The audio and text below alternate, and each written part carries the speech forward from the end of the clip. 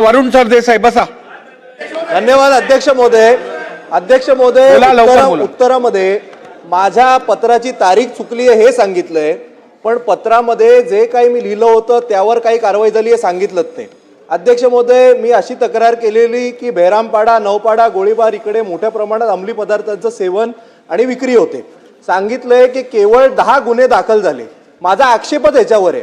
केवळ 10च गुन्हे दाखल केले जातात आणि उरलेल्या सगळ्या विक्री करणाऱ्या लोकांना धाक दाखवला जातो की तुमच्यावर पण अशीच कारवाई केली जाईल आणि खुलेआम पोलिसच यामध्ये कुठेतरी सामील आहेत का असं मी पत्र हे डीसीपीना दिलेलं. निर्मल नगर पोलीस स्टेशनचे एक अधिकारी हे एक अंमली पदार्थांचं सेवन करतानाचा व्हिडिओ मी पेनड्राईव्हच्या माध्यमातून डीसीपीना दिलेला. त्याचं काय झालं हे सुद्धा कळलं नाही.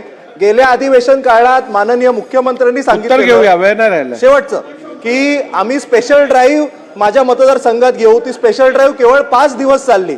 त्याच्या पुढे काय झालं असे माझे स्पेसिफिक 3 प्रश्न आहेत. अध्यक्ष महोदय, सन्माननीय सदस्य वरुणजी सरदेसाई यांनी जी बाब आता उघडकीस आणली आहे की का पोलीस अधिकाऱ्याचा त्यांनी एक व्हिडिओ त्यांनी संबंधित डीसीपी यांच्याकडे दिलेला आहे आणि स्वतः ते सेवन करण्याचा व्हिडिओ आहे असं त्यांचं म्हणणं आहे. अध्यक्ष महोदय, नक्कीच या संपूर्ण प्रकरणाची चौकशी करण्यात येईल, तातडीने चौकशी करण्यात येईल आणि माननीय मुख्यमंत्री महोदयांनी या अगोदर देखील या सभागृहामध्ये घोषणा केलेली आहे की ड्रग्सच्या बाबतीमध्ये आमचं शासन हे 0 टॉलरन्सवरती चालतंय. जे कोणी पोलीस अधिकारी ड्रग्सच्या कारवाईमध्ये त्यांचा थेट हस्तक्षेप असेल त्यांच्यावरती बडतर्फाचीच कारवाई करण्यात येईल आणि त्या अनुषंगाने आजपर्यंत अध्यक्ष महोदय मागच्या एका वर्ष उत्तर होऊ द्या ना.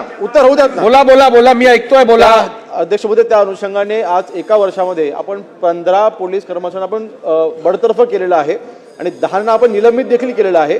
तर नक्कीच या प्रकरणाची पूर्ण चौकशी करून संबंधित जे अधिकारी असतील त्यांच्यावरती देखील बडतर्फाची कारवाई ही करण्यात येईल जर का त्यांचा थेट हस्तक्षेप असेल तर.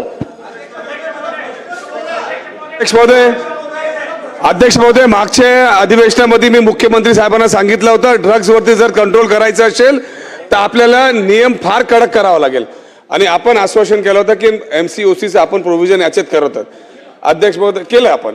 अध्यक्ष महोदय, 1600 कोटीचा जर पकडला गेलेला आहे म्हणजे कुठल्या मोठ्या प्रमाणावरती चालू ही परिस्थिती मेक्सिको सारखी होणार आहे या आपल्या मुंबईमध्ये.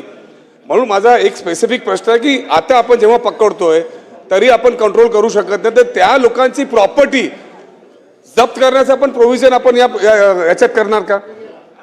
अध्यक्ष महोदय, आपण जे MCOCA लावण्याचा निर्णय केला त्या अंतर्गत आपण पहिल्या केसेस केल्या, MCOCA लावला आणि आता MCOCA मध्येच आपल्याला हा अधिकार आहे की आपल्याला त्यांची प्रॉपर्टी जी आहे ती जप्त करता येते.